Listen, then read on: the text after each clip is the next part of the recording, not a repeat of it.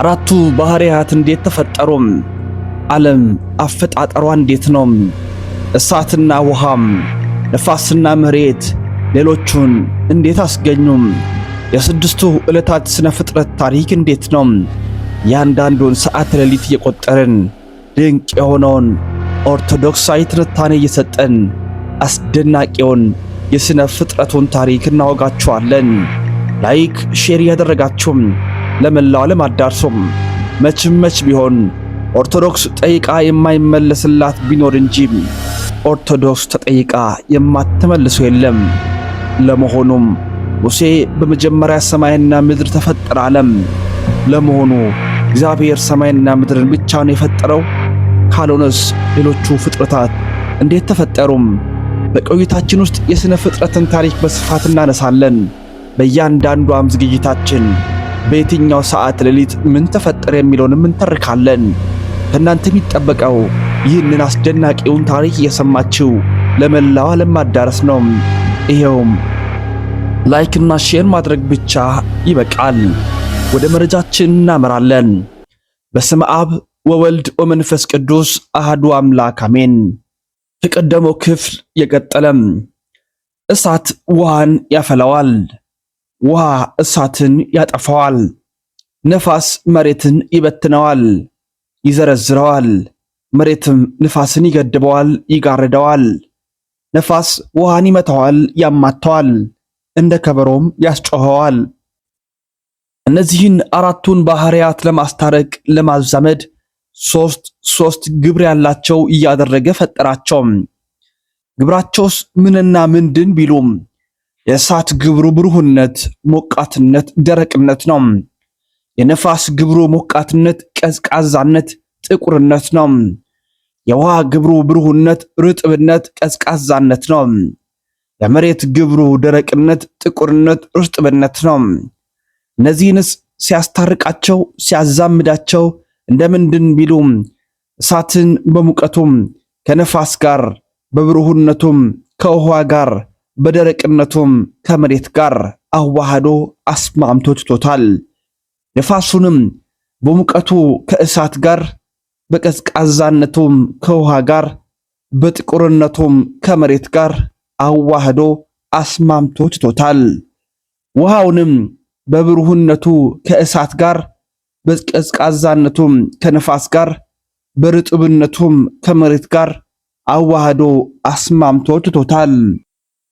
መሬትንም በደረቅነቱ ከእሳት ጋር፣ በጥቁርነቱም ከነፋስ ጋር፣ በርጥብነቱም ከውሃ ጋር እንዲህ አድርጎ እነዚህን አራቱን ባህሪያት አዛምዶ አዋህዶ አስማምቶ ትቷቸዋል።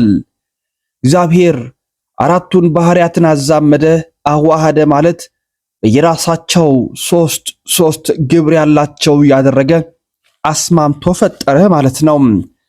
የአራቱ ባህሪያት የአራቱ ጠባያት ስነ ፍጥረት አፈጣጠርም ይህ ነው። እግዚአብሔርን በረጅምና ከፍ ባለ ዙፋን ላይ ተቀምጦ አየሁት። የልብሱም ዘርፍ መቅደሱን ሞልቶት ነበር። ከዚህ በኋላ እግዚአብሔር በሁለተኛው ሰዓት ሌሊት ይህችን እሳት ከነውዕይቷ ከፍሎ አውጥቶ ከምስራቅ እስከ ምዕራብ ከሰሜን እስከ ደቡብ ጎዝጉዞ ዘረጋ፣ አነጠፈም። ይህም ኪሩቤል የሚሸከሙት ዙፋን ሰማይ ውዱድ ነው። ኪሩቤል ክንፎቻቸውን ዘረጉም። እኔም እያየው ከምድር ከፍ ከፍ አሉ። በወጡም ጊዜ መንኮራኩሮች ባጠገባቸው ነበሩ። በእግዚአብሔርም ቤት በምስራቁ በር መግቢያ ቆሙ። የእስራኤልም አምላክ ክብር በላያቸው ላይ ነበረ። ከዚህ በኋላ እግዚአብሔር በሦስተኛው ሰዓት ሌሊት ሰማይ ውዱድን እንደ መሠረት አድርጎ መንበረ ስባትን በላይ ሠራ። የመንበረ ስባትስ አሰራሯ እንደምንድን ቢሉ እንደ መቅደስ እንደ ድንኳን አራት ማዕዘን አድርጎ መስርቷታል። ይህችም ከምስራቅ እስከ ምዕራብ ከሰሜን እስከ ደቡብ አትደርስም፣ በመጠን ናት።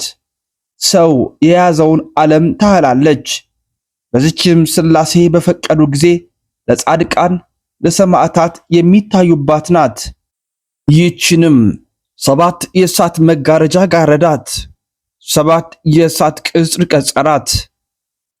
ከዚህ በኋላ እግዚአብሔር በአራተኛው ሰዓት ሌሊት ይህችን እሳት ከነውዕይቷ ከፍሎ አውጥቶ ከብርሃን ብርሃን ጠምቆ አጥርቶ በመንበረ ስብዓት ላይ ጽርሐ አርያምን እንደ ጣራ እንደ ጠፈር ሰራ።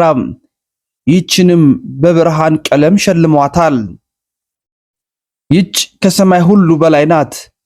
ከዚያ በላይ ምንም ሰማይ የለም። ከዚያ በላይ የሰማይ ውድን ቅጽ ከጽርሐ አርያም ቅጽር ጋር አንድ አድርጎ እርሱ ባወቀ ማኅተም አትሞ ገጥሞ ትቶታል። የጽርሐ አርያምን ዳሯን ድንበሯን መጨረሻዋን ከእግዚአብሔር በቀር የሚያውቀው አንዳች የለም። ከዚህ በኋላ እግዚአብሔር በአምስተኛው ሰዓት ሌሊት ይህችን እሳት ውህይቷን ለይቶ ብርሃኗን አውጭቶ ከምስራቅ እስከ ምዕራብ ከሰሜን እስከ ደቡብ ጎዝጉዞ ዘርግቶ አንጥፎ ኢዮር የምትባለውን ሰማይ ሰራም። 7 የእሳት መጋረጃ ጋረዳት። 7 የእሳት ቅጽር ቀጸራት። ከዚህ በኋላ የኢዮርን ቅጽር የሰማይ ውድድ ቅጽር ጋር አንድ አድርጎ እርሱ ባወቀ ማኅተም አትሞ ገጥሞ ችቶታል። ከዚህ በኋላ እግዚአብሔር በስድስተኛው ሰዓት ሌሊት ይህችን እሳት ውህይቷን ለይቶ ችቶ ብርሃኗን አውጥቶ ከምስራቅ እስከ ምዕራብ ከሰሜን እስከ ደቡብ ጎዝጉዞ ዘርግቶ አንጥፎ ሁለተኛው ራማ የምትባል ሰማይን ሰራም። እርሷንም 7 የእሳት መጋረጃ ጋረዳት። 7 የእሳት ቅጽርም ቀጸራት። ከዚህ በኋላ የራማን ቅጽር ከኢዮር ቅጽር ጋር አንድ አድርጎ ባወቀ እርሱ ባወቀ ማኅተም አትሞ ገጥሞ ትቶታል። ከዚህ በኋላ እግዚአብሔር በሰባተኛው ሰዓት ሌሊት ይህችን እሳት ውዕይቷን ለይቶ ትቶ ብርሃኗን አውጥቶ ከምስራቅ እስከ ምዕራብ ከሰሜን እስከ ደቡብ ጎዝጉዞ ዘርግቶ አንጥፎ ሶስተኛውን ኤረር የምትባል ሰማይን ሰራም። ከዚህ በኋላ የኤረርን ቅጽር ከራማ ቅጽር ጋር አንድ አድርጎ እርሱ ባወቀ ማኅተም አትሞ ገጥሞ ችቶታል። 3 ሰማያት የመላእክት አህጉር የሚባሉ እነዚህ ናቸው። የእነዚህም ርዝመታቸው ወርዳቸው እኩል ነው። እነዚህም ሰማያት ሲፈጥራቸው ወደ ውጭ የሚያስወጣ የሚያሳይ አንቀጽ ክፍተት የላቸውም። ከሰማይ ውድድ ጀምሮ እስከ ጽርሐ አርያም ድረስ እርሱ ባወቀ ማኅተም አትሞ ገጥሞ ችቷቸዋል።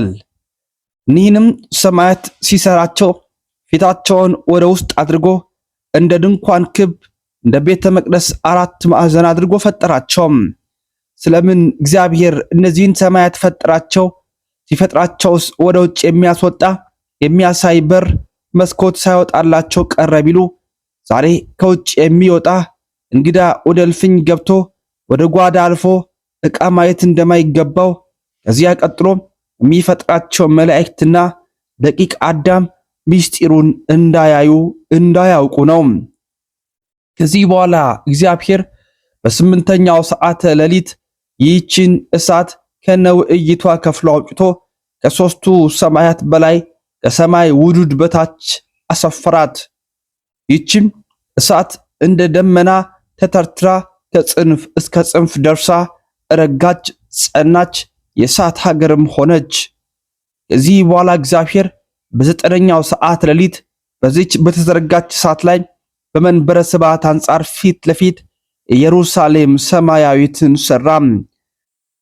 ነገር ግን ዓይን ያላየችው ጆሮም ያልሰማው በሰው ልብ ያልታሰበ እግዚአብሔር ለሚወዱት ያዘጋጀ ተብሎ እንደተጻፈ ይህችም ኢየሩሳሌም ሰማያዊት ከምስራቅ እስከ ምዕራብ ከሰሜን እስከ ደቡብ አትደርስም።